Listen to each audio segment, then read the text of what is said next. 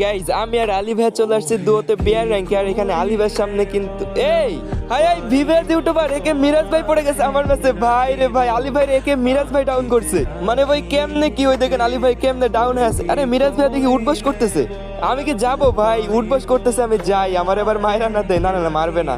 ভাই রে ভাই, একে মিরাজ ভাইয়ের সাথে টিম আপ করছি আমি। আগে আলী ভাইয়ের রিভাইভটা দিই। গাইজ দেখেন মিরাজ ভাই কিন্তু ওনার পার্মানেন্ট ড্রেস আপটা পরায় রাখছে। উনি কিন্তু সবসময় এই ড্রেস আপটা পরাই গেম খেলে। ওই দেখেন আমাদেরকে আবার কত সুন্দর লাভ ইমোট দিতেছে। লাভ ইউ মিরাজ ভাইয়া।